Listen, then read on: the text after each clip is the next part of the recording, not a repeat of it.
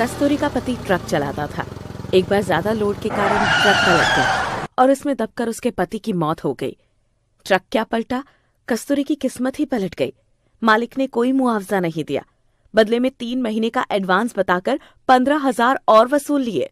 अब बेचारी कस्तूरी को 7 साल के बेटे राघव की चिंता सताने लगी। अब वो क्या करेगी, क्या खाएगी? दिमाग ने जैसे काम करना ही बंद कर दिया। वक्त एकदम से ही बदल गया। राघव ने कस्तूरी की आंखों को अपनी नन्ही उंगलियों से पोंछते हुए कहा, क्यों रोती हो माँ? पिताजी छोड़कर चले गए इसीलिए? रोना बंद करो माँ, मैं हूं ना। पिताजी कहते थे कि मैं उनका शेर बेटा हूं, फिर भी आप रोती हो। शेर की माँ को रोना शोभा नहीं देता। अब कस्तूरी उसे कैसे बताती कि जिस घर में वो रहते हैं वो किराए का घर है। अभी पिछले 2 महीने का किराया बकाया है। आखिर वो इतना पैसा कैसे चुकाएगी? तभी वहां मकान मालकिन आ धमकी और बोली, सुनो कस्तूरी, अब मेरे घर का किराया देना तुम्हारे वश की बात नहीं, इसलिए बेहतर होगा कि तुम ये घर खाली कर दो। घर खाली कर दिया तो हम तो फुटपाथ पर ही आ जाएंगे। कुछ समय की मोहलत और दे दो। अब मैं और नुकसान नहीं उठा पाऊंगी कस्तूरी। तुम्हारा तो ये पूरी जिंदगी का दुख है। 4 दिन या महीने में ही बिल्डिंग थोड़े ही ना खड़ी कर लोगी। कस्तूरी अपने सब्र का घूंट पीकर कुछ बर्तन, कपड़े और जरूरी सामान उठाकर घर से बाहर आ गई। आंखों से आंसू और राघव के सवाल रुकने का नाम ही नहीं ले रहे थे। राघव ने मासूमियत से पूछा, माँ, अब हम कहाँ जाएंगे? हमारा घर कहाँ होगा? क्या खाएंगे, क्या पहनेंगे? कस्तूरी ने उसे फटकारते हुए कहा, अब तुम चुप हो जाओ राघव। मेरा सिर दर्द के मारे फटा जा रहा है। ऊपर से तुम्हारे सवाल रुकने का नाम ही नहीं ले रहे हैं। मैं नहीं जानती अब क्या होगा। बस अब तो जहाँ किस्मत ले जाएगी वहीं जाना होगा। कस्तूरी राघव को अपने आंचल में छिपाए कुछ दिन फुटपाथ पर ही रही।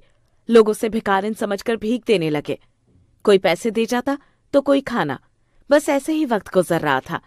माँ, अब हमारे इतने बुरे दिन आ गए हैं कि लोग हमें भिखारी समझकर भीख देने लगे हैं। बेटा, जब तुम्हारे पिताजी जिंदा थे तब बात और थी, लेकिन अब समय बदल गया है। भीख मांगने के सिवा हमारे पास और कोई रास्ता नहीं है। मुझे अब कोई काम ढूंढ लेना चाहिए। इस तरह भीख मांगकर आखिर कब तक गुजारा होगा? कस्तूरी ने कई जगह काम ढूंढा, लेकिन उसे कहीं काम नहीं मिला। अंत में उसने सोच लिया था कि नदी में छलांग लगाकर ये जीवन लीला समाप्त कर लूं। मगर इससे पहले वो कुछ करती, किसी ने उसे पीछे से खींचकर थप्पड़ मारा और कहा, ये क्या करने जा रही हो तुम? तुम्हारे पास खड़ा ये मासूम बच्चा आज अपनी माँ को खो देता, उसके बाद सोचा है इसका क्या होता? लोग इसे बेच देते और इसके हाथ पैर तोड़कर भीख मंगवाते। ऐसी क्या मजबूरी आन पड़ी थी कि तुम नदी में कूदने चल दी? कस्तूरी ने उस औरत को सारी बातें बताई। वो औरत बोली, मेरा नाम ज़ोराबाई है, पेशे से तवायफ हूँ। पेट भरने के लिए जिस्म बेचती हूँ, लेकिन कभी मरने के बारे में नहीं सोचा। मर गई तो मेरे साथी बहनों का गुजारा कैसे होगा? चलो मेरे साथ और वहीं रहकर मेरे साथ काम करना। सच में भूखी तो बिल्कुल नहीं मरोगी। कस्तूरी पीछे हटती हुई बोली, नहीं नहीं, मैं मर जाऊंगी लेकिन ऐसा काम कभी नहीं करूंगी। ज़ोराबाई ने उसे अपनी तरफ खींचते हुए कहा, अरे और कुछ नहीं तो नाच गा तो सकती हो ना, बस इतना ही कर लो। और ज्यादा कुछ करने को किसने कहा? तभी वहाँ राघव भूख और गर्मी के कारण वहीं बेहोश होकर गिर पड़ा। कस्तूरी ने उसे गोद में उठाया और उसकी हालत देखकर रोने लगी। मैं कहती हूँ चलो मेरे साथ, वरना पति के साथ बेटे को भी खो दोगी। कस्तूरी उसके साथ चली गई। उसके पास अब कोई रास्ता नहीं था। ज़ोराबाई ने डॉक्टर को बुलाया और राघव को दवाई दिलवाई। फिर उन्हें पेट भर खाना दिया। रात में सोने के लिए उन्हें एक अलग कमरा दिया। बहुत दिनों बाद आरामदायक बिस्तर मिलते ही उन्हें चैन की गहरी नींद आ गई। अगले दिन ज़ोराबाई ने कस्तूरी को उसका काम समझा दिया। कस्तूरी अब ज़ोराबाई के ग्राहकों के सामने नाचती और गाती, बदले में उसे पैसा मिलता। कस्तूरी संतुष्ट थी। कम से कम अब उसका बेटा फुटपाथ पर तो नहीं रहेगा। अब उसका राघव एक अच्छे स्कूल में पढ़ सकेगा और वो उसे पढ़ा लिखाकर एक बड़ा आदमी बनाएगी। कस्तूरी ने राघव का एक बड़े स्कूल में दाखिला करा दिया और खुद अपने काम में व्यस्त हो गई। कुछ सालों बाद राघव का स्कूल खत्म हो चुका था। कस्तूरी को लगा कि अब उसका बेटा जवान हो गया है। अब तक वो इतना पैसा जोड़ चुकी थी कि उसका और राघव का जीवन आराम से गुजरे।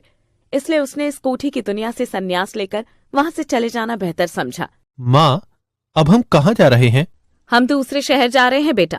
वहां से मैं तुम्हें विदेश भेज दूंगी। तुम वहीं रहकर अपनी पढ़ाई पूरी करना और मेरा नाम रोशन करना। यहाँ हमें सब लोग जानते हैं। मैं नहीं चाहती कि कोई तुम्हें नाचने गाने वाली का बेटा कहे। कस्तूरी के संघर्ष ने राघव को विदेश भेज दिया और खुद एक घर खरीद कर रहने लगी। जीवन यापन के लिए उसने अपने घर का कुछ हिस्सा किराए पर उठा दिया। कुछ सालों बाद कस्तूरी ने राघव को फोन किया।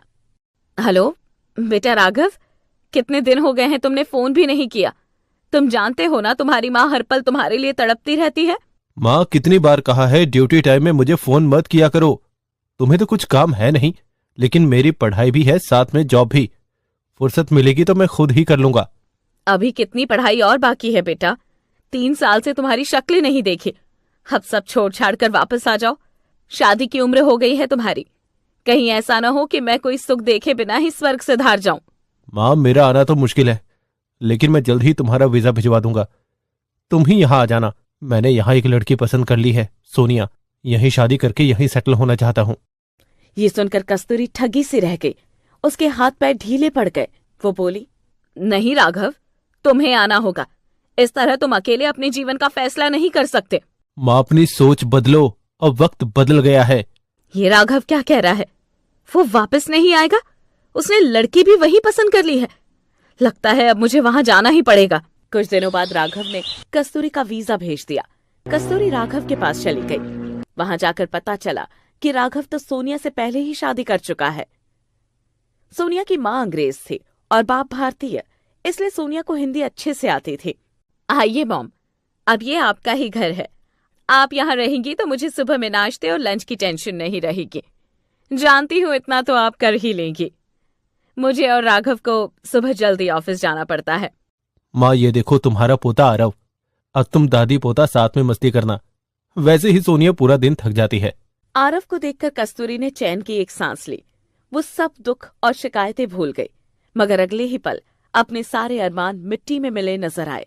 सोचा था कि सारी उम्र रो रो कर गुजारी, अब बेटी की शादी करूंगी, बहू आएगी, खूब धूम धड़ाका होगा। लेकिन राघव मेरे सारे सपने मिट्टी में मिला देगा, ये नहीं सोचा था। खैर, जो भी हुआ अब तो सब देखना ही है। अगले दिन सोनिया ने कस्तूरी का परिचय रसोई में रखे सभी मिर्च मसालों से करा दिया, क्योंकि सोनिया के ऑफिस जाने के बाद रसोई उसको ही संभालनी थी। मॉम, अब आपको कुछ भी ढूंढने की जरूरत नहीं पड़ेगी। मैंने आरव की मेड हटा दी है।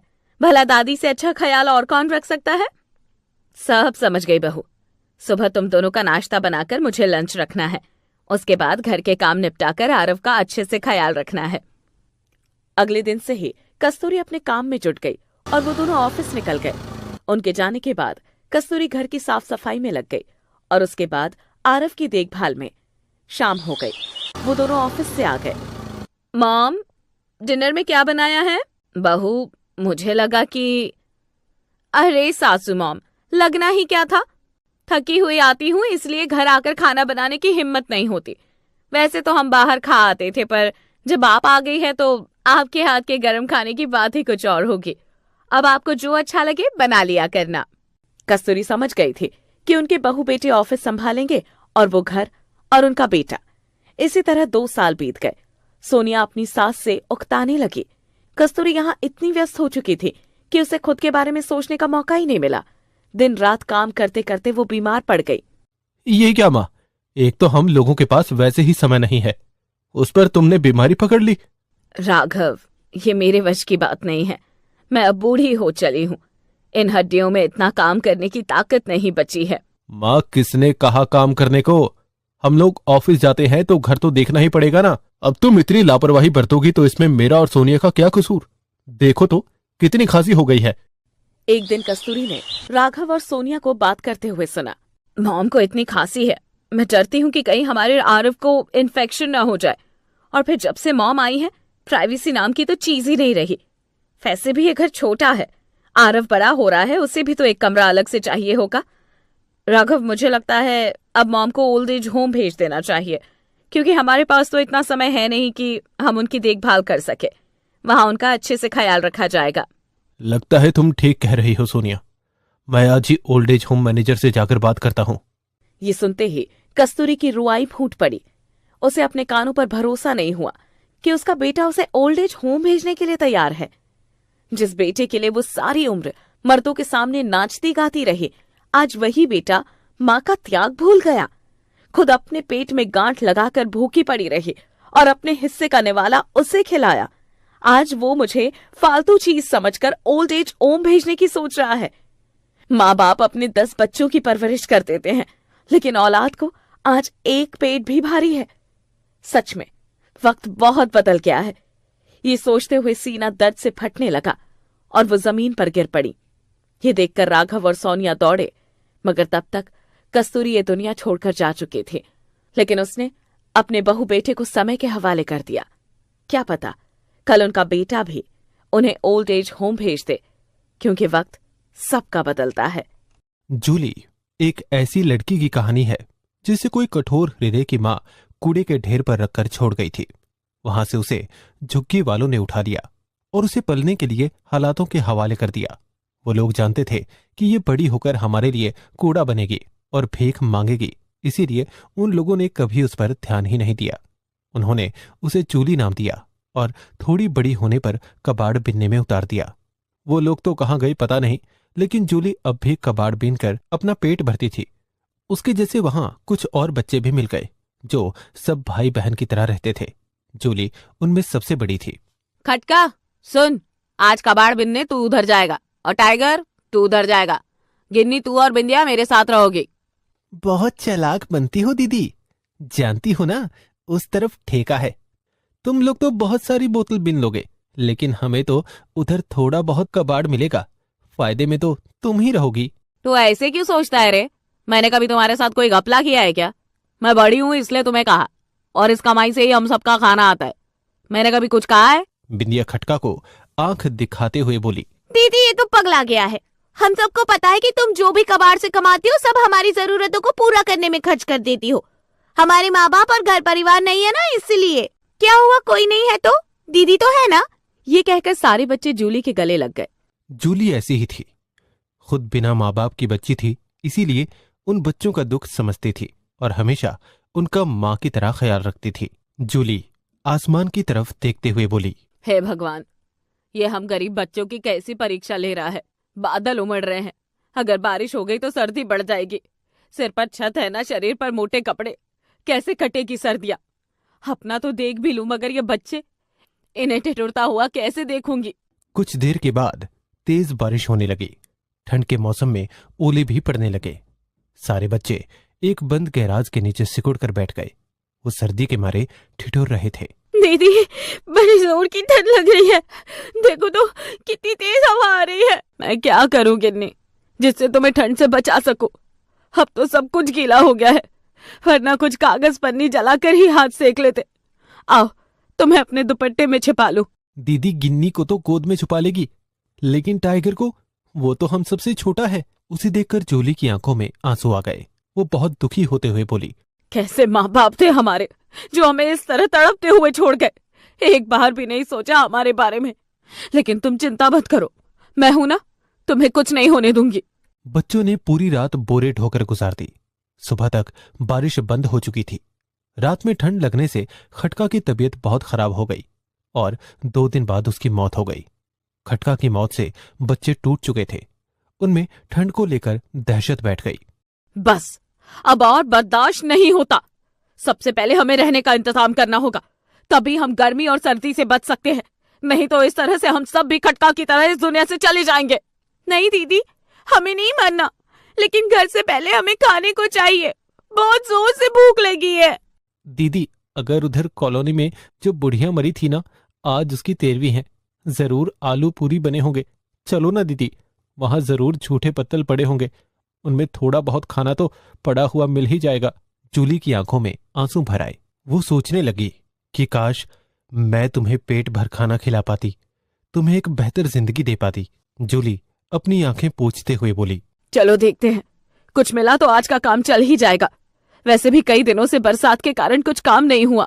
बच्चे कॉलोनी में गए तो वहां पड़े झूठे पत्तल देखकर खुश हो गए और उन पर टूट पड़े। लेकिन जूली दूर खड़ी देख रही थी। उसकी आंखों में अपने बच्चों के लिए कुछ कर जाने का सपना था। उसे दुख होता था जब उन लोगों को कूड़े से उठाकर खाना खाना पड़ता था।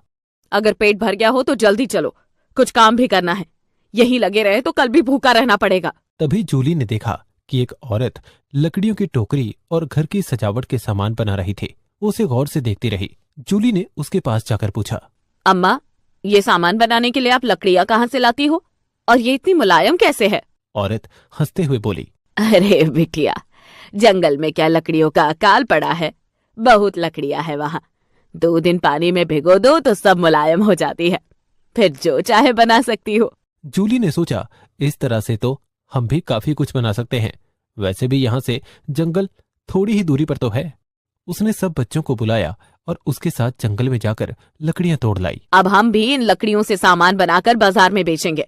मैंने अम्मा से थोड़ा बहुत सीख लिया है, लेकिन तुम सबको मेरी मदद करनी पड़ेगी। सारे बच्चों ने हाथ में हाथ मारकर जूली का समर्थन किया। बारिश में लकड़ियां वैसे भी गीली होकर मुलायम हो चुकी थी। जूली ने उन्हें चीरकर टोकरी बनाई तो वो उसे देखकर खुद चौंक गई। अरे वाह दीदी, आपने तो अम्मा से भी ज्यादा सुंदर टोकरी बना दी। उधर से निकलती हुई एक लड़की ने पूछा, ए सुनो, ये टोकरी कितने की है? जूली खुशी से उछलते हुए बोली, दीदी, क्या आप ये सच में खरीदेंगी? अरे हाँ भाई, मुझे ये बहुत सुंदर लग रही है, मैं इसे खरीदना चाहती हूँ। बताओ कितने की है? जूली को कुछ नहीं सूझा, उसने बोल दिया 50 रुपए की। लड़की 50 रुपए की टोकरी खरीद कर ले गई। जूली ने खुशी के मारे गिन्नी का मुंह चूम लिया और बोली, अब हमें कूड़ा बीनने की जरूरत नहीं, अब हम यही काम करेंगे और इज्जत की जिंदगी जिएंगे। फिर क्या था, उन बच्चों के साथ साथ उसने अपने जैसे और कई गरीब कूड़ा बीनने वाले बच्चों को काम में लगा दिया। अब वो लकड़ियों से रोज नई नई चीजें तैयार करने लगी। रंग करने के बाद वो सामान और भी सुंदर लगने लगते थे। अब वो पुल के नीचे बैठकर काम करते थे, जिससे बहुत अच्छी बिक्री हो जाती थी। बच्चों, आखिर कब तक हम यूं ही यहाँ पुल के नीचे रहेंगे? मैं सोच रही हूँ कि जैसे हम लकड़ियों से बाकी सामान बनाते हैं, उसी तरह लकड़ियों का घर भी तो बना सकते हैं।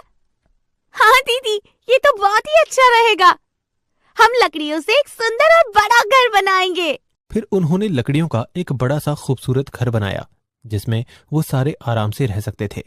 बच्चों देखो, बन गया ना हमारे अरमानों का घर। अब हम सब इसमें आराम से रहेंगे। अब हम में से कोई भी खटका की तरह ठंड से नहीं मरेगा। गिन्नी परेशान होते हुए बोली, दीदी, हम रोज इतनी लकड़ियां काटते रहे तो इस तरह तो एक दिन जंगल की सारी लकड़ियां खत्म हो जाएगी, फिर हम लकड़ियां कहाँ से लाएंगे? तू सही कह रही है गिन्नी, इस तरह तो जंगल खत्म हो जाएगा। हमें बहुत सारे पेड़ लगाने पड़ेंगे। पेड़ होंगे तभी तो हमें लकड़ियां मिलेंगी। उसके बाद उन्होंने बहुत सारे नए पेड़ लगाए। उन बच्चों के लकड़ी के घर और सामान की तारीफ दूर दूर तक फैलने लगी। जब ये बात वहां के बड़े बड़े नेताओं के पास पहुंची तो वो उनका काम देखने आ गए। बच्चों, तुम कूड़ा ना बीन कर इतना अच्छा काम कर रहे हो, यह बहुत ही गर्व की बात है।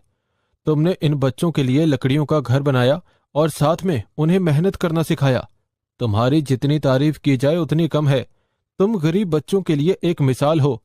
तुमने आत्मनिर्भर होकर सरकार के मुंह पर तमाचा मारा है कि किस तरह भूख और मौसम से लड़ते हुए तुमने ये सफलता खुद अपने दम पर हासिल की है।